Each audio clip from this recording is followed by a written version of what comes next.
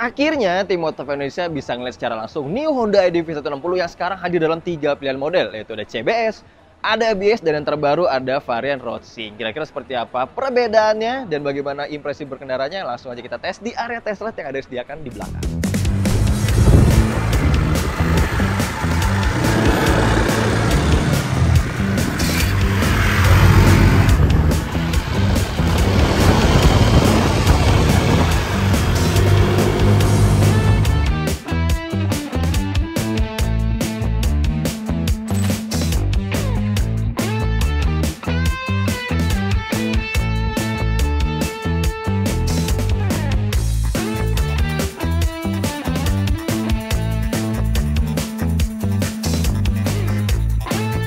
Oke, langsung aja. Ini udah EDV 160 Roadsync warna SUV brown. Langsung aja kita akan cicipi ya, walaupun secara spesifikasi sih mereka nggak ada perubahan ya, dari segi kayak kaki dan impresi mereka nggak ada perubahan, tapi tetaplah kita mesti cobain biar tahu impresi berkendaranya dari motor nih. Asli keren banget warnanya, bagus banget. Rasanya kayak mewah gitu lah impresinya. Speedometer baru TFT sama kayak ini PCX 60. Oke, kita jalan. Set, panas banget hari ini.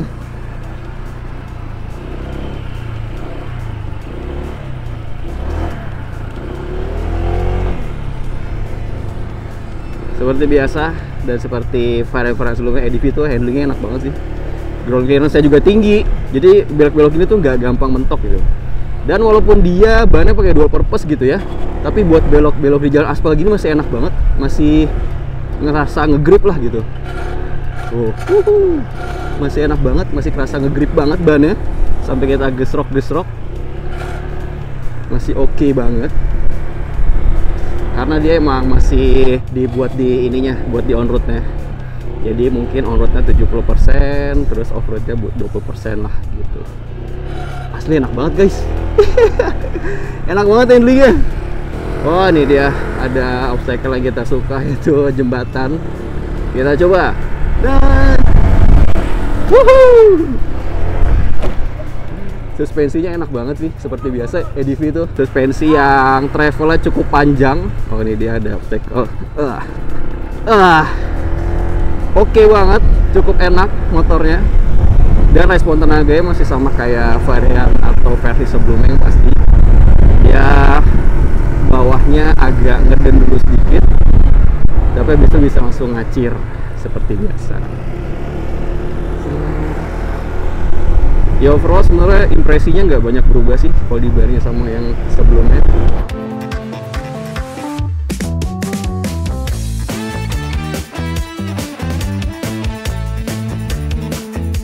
Kita ngeliat detailnya ya. Kalau di bodi sebenarnya yang paling kelihatan beda itu ada di bagian samping bodi depan ini nih. Jadi dia sekarang ada lekuk di sininya, lubang ala-ala air scoop-nya gitu. Kelihatannya sih bolong ya, tapi ternyata ini nggak tembus sampai ke dalam. Tuh, dia malah tembusnya di sebelah sana ya. Maksudnya bukan tembus di sisi sini. Jadi dia nggak ngambil udara sebenarnya. Jadi lebih ke untuk tampilan aja atau looks-nya biar kelihatan lebih sporty dan lebih gagah. Nah, nggak tuh, kita lihat tampilan depannya. Kemudian di varian ABS ini, lihat nih, kalipernya jadi warna emas guys.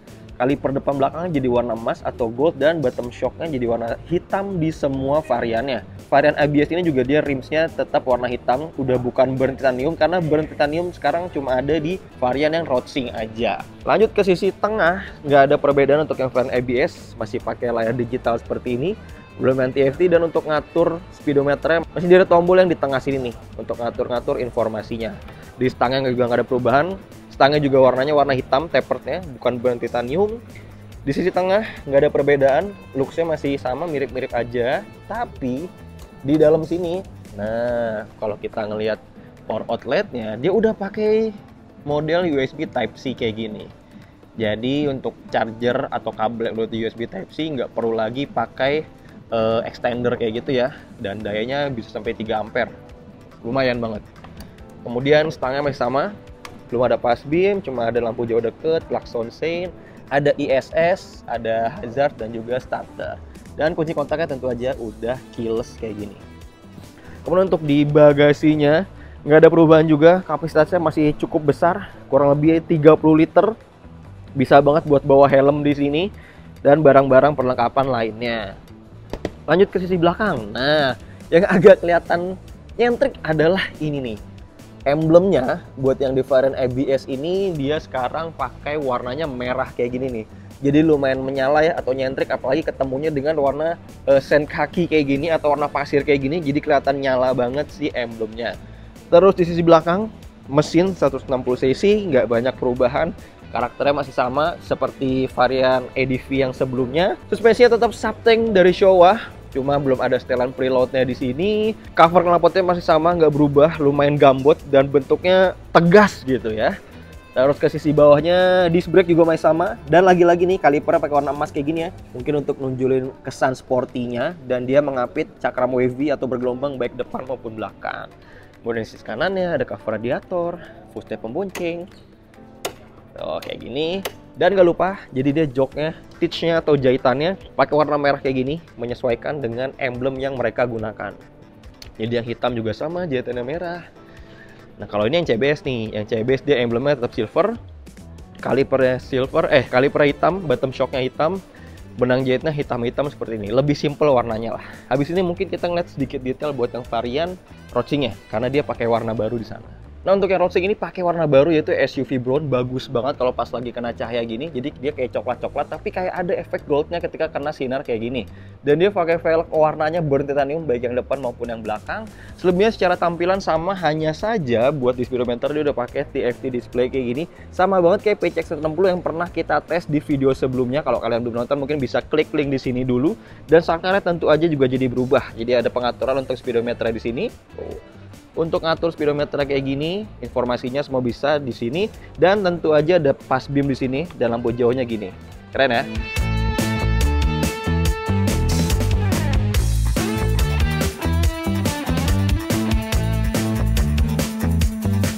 Selain majang varian barunya, AHM juga membuat motor yang versi modifikasinya biar bisa jadi inspirasi buat para penggunanya nanti nih. Nah, ini sekarang tampilannya jadi lebih sporty. Jadi dia udah pakai bannya full on road ya, udah bukan yang dual purpose kayak yang aslinya lagi. Velgnya jadi pakai ring 14 depan dan belakang, suspensinya jadi pakai upside down kayak gini, lampunya ada tambahan slim frame kayak gini. Nah, untuk mempermanis tampilannya, kemudian warnanya juga dia udah pakai color effect biru ya. Jadi dari warna putih dia ada color effect birunya kayak gini gitu. Stangnya juga bagus karena udah pakai aftermarket, modelnya lebih tegas, tapered gini, aluminium, terus juga dia udah pakai spion aftermarket, master rem aftermarket. Selain upgrade di master remnya, dia juga ada upgrade di brake hose atau di selang rem, dan juga berikut kalipernya dia udah pakai RCB 4 piston dan mengapit cakram semi floating 260 mm, dan tampilannya jadi makin gagah karena ada upside down Scarlett. Dan gak lupa sih, yang paling agak nyentrik adalah monoshock belakangnya tuh. Jadi suspensi belakangnya dirubah dari yang dual suspension jadi monoshock, dan engine mountingnya dimundurin 7 cm kurang lebih. Jadinya ini bikin tampilan belakangnya kerasa lebih padat gitu ya, kerasa lebih panjang wheelbase-nya. Tapi emang untuk monoshock ini dia harus ngorbanin area bagasinya, karena harus bikin dudukan buat monoshock atas sehingga ruang bagasi 30 liternya agak kemakan sedikit nih. Jadi helm udah nggak bisa masuk, tapi masih bisa buat naruh barang di sini dan juga di sini lah gitu. Masih sedikit fungsional. Terus di sisi samping sini filter udaranya diganti pakai aftermarket yang model kecil kayak silencer knalpot kayak gini, dan kita di sini bisa ngeliat dudukan monoshocknya dari sebelah kiri sampai ke tengah. Dia ngambil dari dudukan orinya di sini ya. Kemudian kalau yang kanannya dia juga ngambil dari dudukan orinya di sini, dan juga ke tengah nih pakai pipa besi yang lumayan tebal. Dan belakangnya pakai aftermarket JPA dan ada TLTD di sini. Dan gak lupa knalpot aftermarket Aero tapi masih pakai DB killer sehingga tetap ramah, suaranya tetap senyap gitu. Keren gak nih? Sampailah kita di kesimpulannya. Jadi di iDV 160 terbaru ini memang menawarkan tampilan yang lebih sangar dan lebih sporty, bisa dilihat dari bodi depannya sini. Kemudian juga masih ada sisi fungsionalnya yaitu bagasi 30 liter, dan sekarang juga kalian udah bisa menikmati colokan model Type C yang ada di kantong sebelah kirinya. Terus untuk masalah harga, yang paling murah sekarang ada di angka 37 jutaan untuk yang CBS. Untuk yang ABS ada di 40 jutaan, dan kalau mau merasakan fitur roaching yang mana lebih canggih, speedometer TFT, bisa navigasi dan bisa mengkontrol melalui speedometer aja, itu kalian harus nambah 1,6 jutaan yaitu di 41 jutaan 950.000.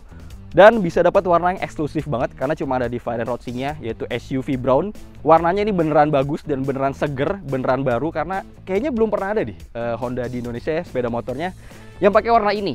Kemudian juga warna burn titaniumnya yang di velg, itu bener-bener cuma ada di variant ini juga. Jadi untuk variant lainnya cuma warna hitam-hitam aja. Kemudian untuk kesimpulan di riding position, handling, dan performa sebenarnya nggak banyak perubahan dari varian sebelumnya. Masih menawarkan posisi berkendara yang nyaman, stangnya tinggi, bisa selonjoran juga, suspensinya travelnya jauh, panjang, anti bottoming, kemudian juga ground clearance-nya tinggi. Performanya cukup banget buat mesin 160 cc, cuma emang untuk jok dan juga suspensi belakangnya kerasa agak stiff kalau berkendara sendiri di bobot 60 kg. Mungkin kalau bobotnya lebih berat atau udah sedikit lebih lama gitu ya, mungkin springnya akan lebih lembut sehingga akan lebih nyaman untuk suspensi belakangnya. Remnya udah ABS-nya seperti biasa, rasanya lembut banget. Nggak lupa ada emergency stop signal di belakang, jadi kalau kita ngebut lalu kita ngerem mendadak akan ada hazard yang nyala, kedipnya cepet banget buat menandakan pengendara di belakangnya kalau kita lagi ngerem mendadak. Nah, gimana menurut teman-teman soal upgrade dari Honda EDV ini? Emang kalau menurut saya sih agak nanggung ya, karena beda kayak PC Crossing itu dia banyak banget perubahannya di body, sedangkan kalau di sini cenderung minor change saja. Jangan lupa komentar di bawah, subscribe Motor Indonesia, dan sampai jumpa di video-video selanjutnya.